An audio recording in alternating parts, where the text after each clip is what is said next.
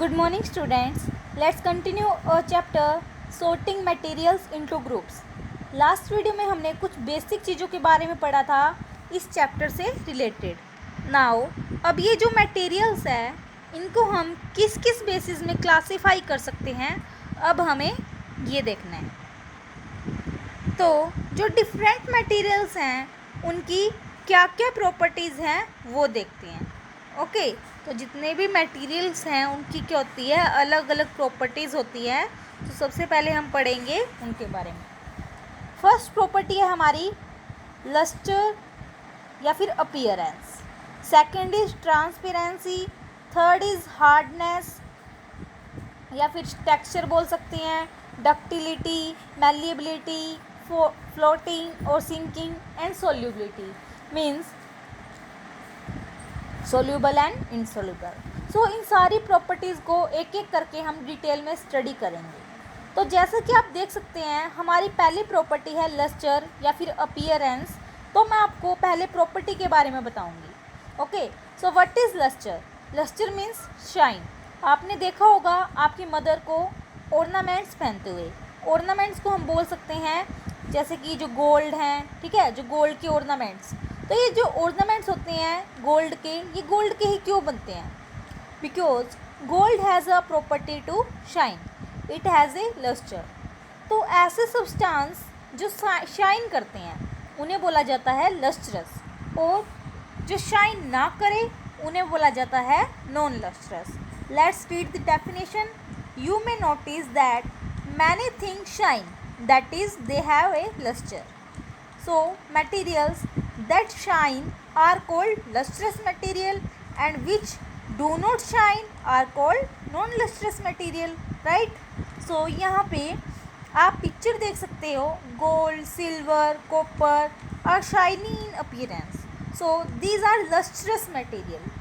Next अगर मैं बात करूँ मेटल्स की, जैसे कि iron, copper, silver, these are also lustrous. Okay? तो ये तो एग्जांपल्स हो गए हमारे लस्ट्रस सब्सटेंसेस के।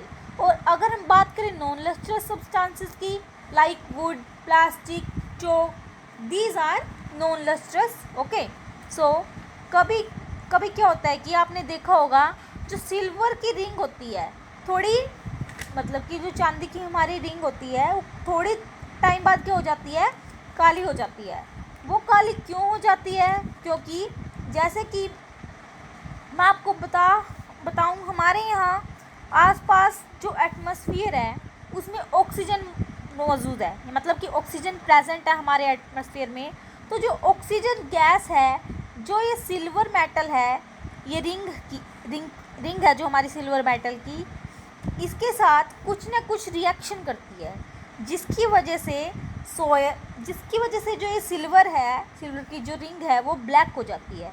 ओके, और ये सब क्यों होता है? क्योंकि ऑक्सीजन जो प्रेजेंट है एटमॉस्फेयर में वो रिएक्ट कर जाती है मेटल के साथ। Okay, so I hope this property of lustre is clear to you. Lustre means shine, ठीक है। सो अब हमारे पास सेकंड प्रॉपर्टी आती है। हमारी जो सेकंड प्रॉपर्टी है वो है हार्डनेस। क्या है हमारी सेकंड प्रॉपर्टी? हार्डनेस। सो अब हार्डनेस क्या होती है? अगर हम हार्डनेस और सॉफ्टनेस की बात करें तो कोई भी हार्ड सब्सटेंस क्या होता है, जिसको प्रेस नहीं कर सकते, मीन्स कि जिसको दबा नहीं सकते। और सॉफ्ट सब्सटेंसेस क्या होते हैं, जिसको हम ईजिली प्रेस कर सकते हैं, जिसकी शेप को हम चेंज कर सकते हैं। फॉर एग्ज़ाम्पल अगर मैं आपको बोलूँ कि आपके घर में जो दीवारें हैं वो हार्ड हैं या सॉफ्ट हैं, तो आपका आंसर क्या होगा? हार्ड। और अगर मैं बोलूँ कि जो सॉफ्ट मटेरियल का कोई एग्जांपल दीजिए, तो आप कह सकते हो कि चोक है, जो स्पंज है या कॉटन है, ये सारे के सारे किसके मटेरियल्स एग्जांपल्स हैं? सॉफ्ट मटेरियल्स के। So hard and soft materials की डेफिनेशन क्या होगी देखते हैं। सम मटेरियल्स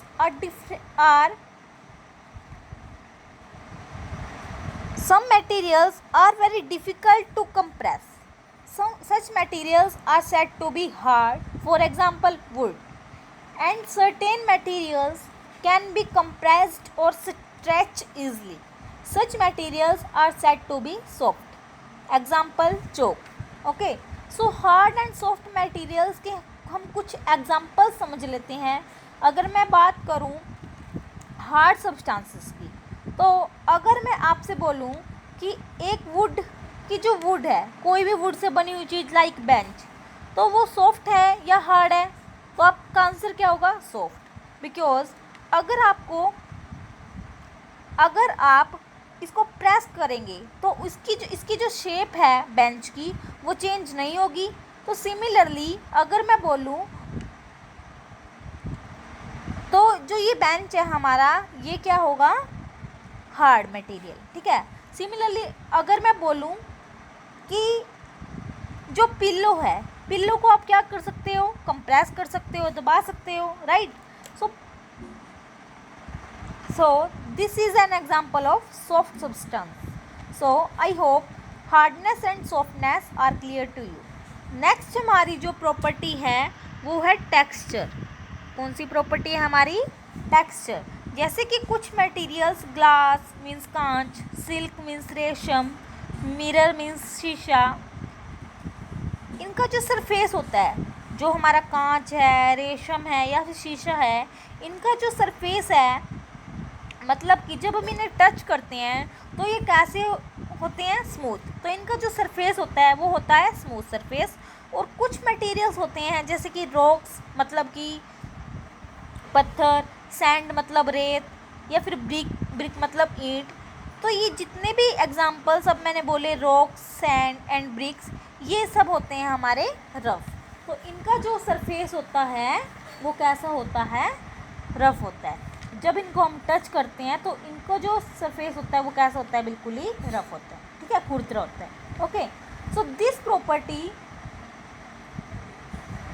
ऑफ टेक्सचर आपको समझ में आ गई होगी. ओके, नेक्स्ट प्रॉपर्टी है हमारे पास सोल्यूबल एंड इनसोल्यूबल. सोल्यूबल का जो मीनिंग होता है वो होता है घुलनशील, और इनसोल्यूबल का जो मीनिंग होता है वो होता है अघुलनशील.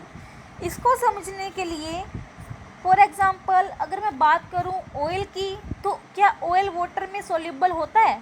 तो आप बोलोगे नहीं, बिल्कुल नहीं, बिल्कुल नहीं. पर क्या नमक वाटर में सोल्यूबल हो सकता है? तो आप बोलोगे हाँ, करेक्ट, नमक पानी में सोल्यूबल हो सकता है.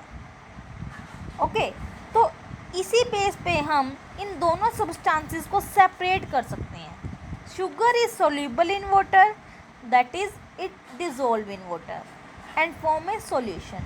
जो शुगर है हमारी, चीनी है, वो क्या हो सकती है? घुल सकती है किसके अंदर? पानी के अंदर. तो इसका मतलब क्या है कि जब वो घुल जाएगी तो वो क्या होगी? सोल्यूबल होगी. ठीक है. जब वो घुल जाएगी उसके अंदर तो वो एक सॉल्यूशन बनाएगी. सॉल्यूशन कैसा? जब मैं शुगर को चीनी के पानी में मतलब अगर मैं शुगर को पानी में डिज़ोल्व करती हूँ, मतलब कि चीनी को पानी में घोलती हूँ, तो वो जो पानी है एक जैसा हो जाता है. मीन्स कि पूरा पानी मीठा हो जाता है. तो ऐसे सॉल्यूशन को हम बोलते हैं होमोजीनियस सॉल्यूशन. ठीक है. होमोजीनियस का मतलब होता है एक जैसा. तो ऐसे सॉल्यूशन को हम बोलते हैं होमोजीनियस मिक्सचर. ठीक है. But substances like sand, chalk don't dissolve in water, even oil भी.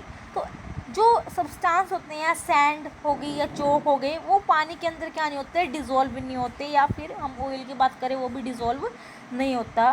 तो ऐसे ये सब्सटेंसेस को हम बोल सकते हैं जो वाटर के अंदर डिज़ोल्व नहीं होंगे, उनको बोलेंगे हम इनसोल्यूबल. जो सोल्यूबल हैं वो तो घुल सकती हैं. इनसोल्यूबल मीन्स जो नहीं घुल सकते उनको बोलते हैं हम इनसोल्यूबल सब्सटेंसेस. तो I hope soluble and insoluble is clear to you. Okay, next term हमारे पास आती है मिसिबल एंड इमिसिबल लिक्विड. अगर मैं वाटर में अल्कोहल डाल दूं तो वो पूरा एक जैसा हो जाता है, यूनिफॉर्म, क्योंकि वाटर में अल्कोहल घुल जाता है, एकदम मिक्स हो जाता है. So this is known as miscible या miscibility. And alcohol and water are called miscible liquids. तो मिसिबल लिक्विड्स वो होते हैं जो एक दूसरे में घुल जाए. या बोल सकते हैं हम कि दो लिक्विड जब एक दूसरे में घुल जाते हैं तो उनको क्या बोलते हैं मिक्सिबल। ठीक है। Some liquids like vinegar, alcohol also mix with water to form a solution. Such liquids are said to be miscible in water. Okay, but अगर मैं बात करूँ आप ऐसे दो लिक्विड्स की जो एक दूसरे में घुले ही ना, मतलब कि अगर हमारे पास दो लिक्विड है, अगर मैं उनको आपस में डिज़ोल्व करती हूँ तो वो अगर डिज़ोल्व नहीं होंगे तो वो एग्जाम्पल होंगे हमारे इमिसिबल लिक्विड के। For example oil and water, so these are called immiscible liquids. Okay, और भी एग्जाम्पल हो सकते हैं जैसे mustard oil, kerosene, which do not mix with water, we said to be miscible liquid. तो अगर मैं ऑयल और वाटर को मिक्स करूँ तो क्या होगा, दो डिफरेंट लेयर्स बन जाएंगी। So this is because oil and water are immiscible.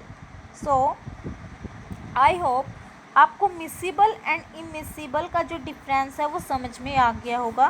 Okay, एक बात और ध्यान रखनी है आपको, अगर मैं बोलूँ कि शुगर को, चीनी को अगर मैं वाटर में घोल रही हूँ तो जो शुगर है वो हमारी है सोल्यूट, शुगर को हम क्या बोलेंगे सोल्यूट, और जो वाटर है वो है हमारा सोलवेंट।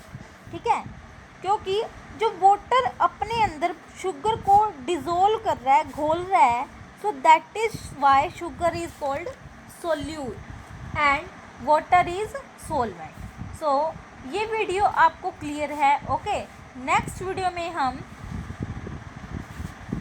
कुछ और प्रॉपर्टीज़ की बात करेंगे। जो यहाँ पे हमने बात कर ली कुछ मेन प्रॉपर्टीज़ की, कुछ और भी प्रॉपर्टीज़ हैं मेन जो हम नेक्स्ट वीडियो में बात करेंगे। So take care and have a nice day.